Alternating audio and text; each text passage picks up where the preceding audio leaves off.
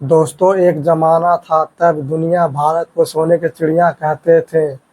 और इस सोने के चिड़िया को बनाने में सबसे बड़ा दिमाग बिहार का था। नालंदा हो, विक्रम विश्वविद्यालय जैसे यूनिवर्सिटी बिहार में हुआ करता था दोस्तों, जो उस समय दुनिया के कई हिस्सों से ज्ञान अर्जित करने के लिए बिहार आया करता था। और यहीं से पूरे एशिया में ज्ञान का प्रकाश फैलता था। लेकिन आज का बिहार कहाँ है, क्या हो गया और कहाँ पहले वाला बिहार और आज का बिहार जमीन आसमान का अंतर है दोस्तों। अब का बिहार बदहाली, बेरोजगारी, पलायन, अशिक्षा के कारण बिहार बर्बाद हो चुका है। जब भी किसी से पूछो कि आज का बिहार कहाँ है तो पता चलता है कि भारत के 29 राज्य में सबसे पिछला राज्य बिहार है। आइए दोस्तों, चलिए शुरू से हम बताते हैं दोस्तों। यह कहानी बिहार की है, जो कभी एक समय पर दुनिया ज्ञान का प्रकाश फैलाया करती थी। लेकिन आज का बिहार अपनी पहचान खो चुकी है और अपनी पहचान वापसी लाने में लगा हुआ है। इस मिट्टी ने कई सपने पाल रखे थे, जो राजनीति, भ्रष्टाचार, लापरवाह नेताओं के चक्कर में सारा का सारा बर्बाद हो चुका है दोस्तों। आज से 2500 साल पहले दुनिया के कई हिस्सों में अंधकार छाया हुआ था और ज्ञान का अंधकार हुआ करता था।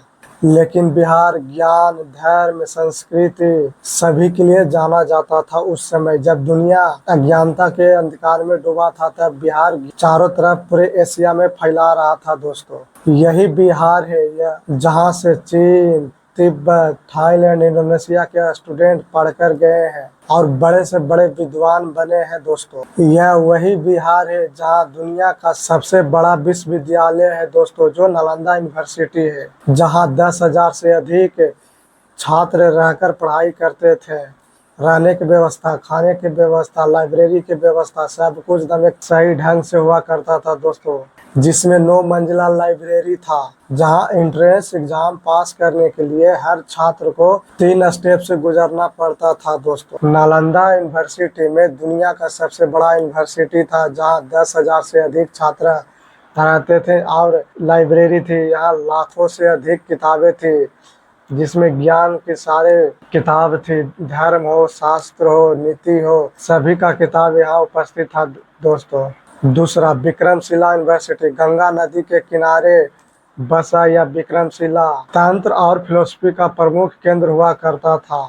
यहीं से आर्यभट्ट और चाणक्य निकले हैं। आर्यभट्ट ने ही मैथमेटिक्स और एस्ट्रोनॉमी के ऐसे सिद्धांत दिए हैं जो आज भी नासा पढ़ाते हैं। चाणक्य इस मिट्टी से ही थे जिसने अर्थशास्त्र लिखे और उसने घनानंद के साम्राज्य को उखाड़ कर मौर्य वंश का साम्राज्य खड़ा करने में सबसे बड़ा योगदान है चाणक्य का, जिसने चंद्रगुप्त मौर्य को सम्राट बनाया और पूरी दुनिया पर राज करवाया। सबसे बड़ा हाथ चाणक्य का है, जो बिहार को एकजुट करके रखे। भारत का पहला पॉलिटिकल राज्य बिहार है। यहाँ भगवान गौतम बुद्ध को ज्ञान प्राप्त हुआ और महावीर का जन्म यहीं हुआ, और ये दोनों अपना धर्म का विस्तार बिहार से ही किए। लेकिन बिहार में विदेशी आक्रांताओं का आगमन हुआ और बिहार को तहस नहस करके रख दिया दोस्तों। बिहार के साम्राज्य को बख्तियार खिलजी ने पूरी तहस नहस कर दिया दोस्तों। बख्तियार खिलजी ने ही नालंदा यूनिवर्सिटी को जलाकर राख कर दिया, वहाँ आग लगा दिया, जो कि 3 महीने से अधिक किताबें जलते रही थी। और ये सब करके बख्तियार खिलजी ने सारे हदें पार कर दिया। खिलजी ने हमारी सभ्यता, धर्म, संस्कृति को तहस नहस कर दिया, जिसका असर अभी तक हो रहा है। नालंदा यूनिवर्सिटी में 9 मिलियन से भी ज्यादा पुस्तकें थी। चाइना, तिब्बत जैसे देश से यहाँ ज्ञान अर्जित करने के लिए आया करते थे, लेकिन उस सभ्यता को खिलजी ने तहस नहस कर दिया। और हमारे देश में उसके नाम पर स्टेशन हो, शहर हो, नाम पड़ा हुआ है। आप लोग बताइए दोस्तों कमेंट बॉक्स में, क्या ऐसे लोगों के नाम से स्टेशन या शहर के नाम रहना चाहिए? आप अपना राय कमेंट में दीजिए दोस्तों। आइए आगे बढ़ते हैं। आजाद भारत में बिहार ने एक से बड़े एक राजनेता भारत को दिए। भारत के अन्य राज्य विकास के रास्ते पर चल पड़ा तो बिहार पॉलिसी के शिकार हो गया। पंजाब, हरियाणा, इन सभी शहरों में कृषि हुआ, नहर को सुविधा दी गई, लेकिन बिहार में नहीं हुआ। जब साल 2000 में बिहार से झारखंड अलग हुई, तब बिहार के पास कुछ भी नहीं बचा। जो भी बचा खुचा था झारखंड ने ले लिया। टाटा नगर हो, जमशेदजी नगर हो, धनबाद हो, बोकारो हो, सभी शहर से बिहार वंचित हो गया और इन सभी शहर झारखंड में चला गया।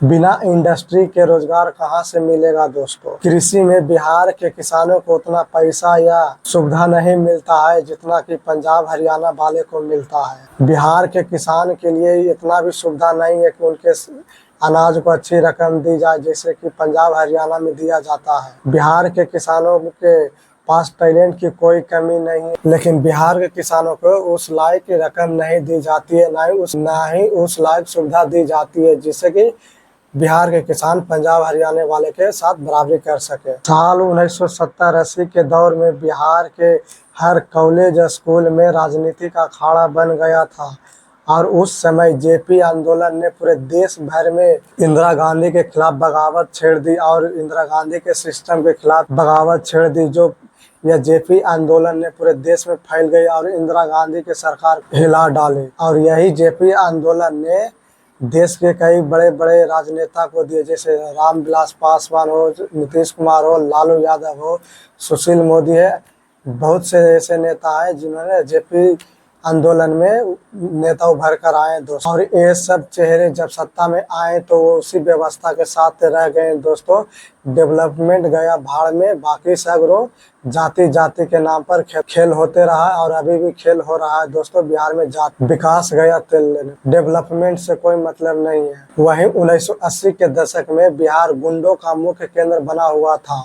पटना के एक प्रोफेसर बताते हैं कि कॉलेज हो या स्कूल हो, 1970 के दशक में अम्बेडकर हो, ज्ञान के बारे में अर्जित होता था, राजनीति के बारे में चर्चा होती थी। लेकिन 1980 के दशक में कट्टा बंदूक दिन दहाड़े स्कूल कॉलेज में लेके आया जाता था और दिन दहाड़े गोली चलता था और यहाँ तक कि स्कूल कॉलेज में शिक्षक को धमकाया जाता था। और यहीं से शुरू होता है बिहार का बदनसीबी।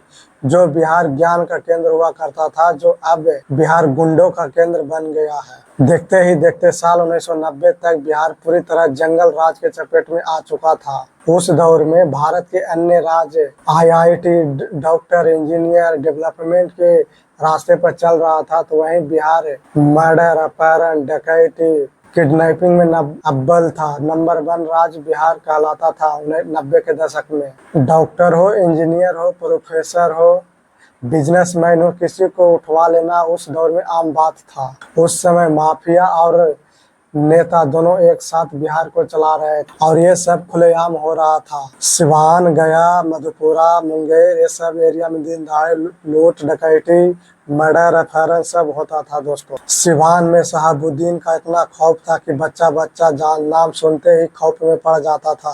जब किसी राज्य का लॉ एंड ऑर्डर बिगड़ता है तो उस राज्य का शिक्षा व्यवस्था पूरी तरह चौपट हो जाती है और यही हुआ बिहार का, जिसका खमियाजा अभी भी भोग रहे हैं। 90 के दशक में स्कूल हो, कॉलेज हो, सब जंगल राज बन गया था। उस समय कॉलेज स्कूल चलते नहीं थी, प्रोफेसर को सैलरी नहीं मिलता था और उस समय स्कूल कॉलेज में दिन दहाड़े गोलियां चलाई जाती थी और यह सब केवल जाति के नाम पर हुआ करता था। और उस समय स्कूल कॉलेज पढ़ाई के लिए नहीं बल्कि जंगल राज के लिए जाना जाता था। यहाँ तक कि दोस्तों एडमिशन के लिए सिफारिश की जाती थी उस दौर में। उस समय स्टूडेंट के लिए 3 ही रास्ता था। पहला, राजनीति में आओ। दूसरा, यह पलायन करो, दिल्ली, मुंबई, कोलकाता बड़े शहरों में पलायन करके जाओ, सेट हो और वहीं नौकरी पढ़ाई करो और वहीं सेटल हो जाओ। और तीसरा, सरकारी नौकरी के भरोसे रहो, पर वैकेंसी आती ही कहाँ थी उस समय। और उस दौर में माँ बाप यही चाहते थे कि मेरे बच्चे कहीं बाहर सेटल हो जाए और अपना भविष्य वहीं सेटल कर ले।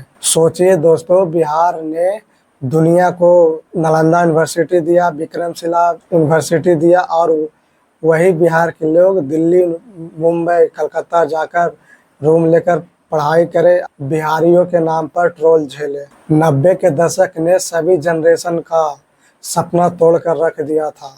लेकिन आज जो स्टूडेंट सफल होता है वह अपने दम पर होता है, क्योंकि सरकार ने 1990 में ही हाथ छोड़ दिया था। लालू यादव ने एक अच्छी काम किए थे कि पिछड़ा जाति, अति पिछड़ा जाति को आवाज दिए, लेकिन डेवलपमेंट कंप्रोमाइज कर लिए। राबड़ी देवी गृहिणी से बिहार राज्य की मुख्यमंत्री बनी और नीतीश कुमार ने सुशासन दिया, बिजली दिया, रोड दिया, पानी दिया, सड़क दिया, लोगों को भरोसा जीता। पर नीतीश कुमार कभी बीजेपी के साथ तो कभी आरजेडी के साथ तो कभी महागठबंधन के साथ जाने से लोगों में उन पे भरोसा उठ रही है धीरे धीरे। बिहार में एक से बड़े एक नेता उभर कर आए, लेकिन सभी नेता अपने लिए काम करते हैं, बिहार के जनता के लिए नहीं। तभी तो चारा घोटाले में सीएम से जेल हो गए लालू यादव। बिहार में करप्शन के कारण आए दिन दिन दहाड़े पुल गिरता है, कभी पुल हवा में उड़ जाता है, तो कभी पुल चोरी हो जाता है, तो कभी दिन दहाड़े सड़क पर टूट जाता है पुल।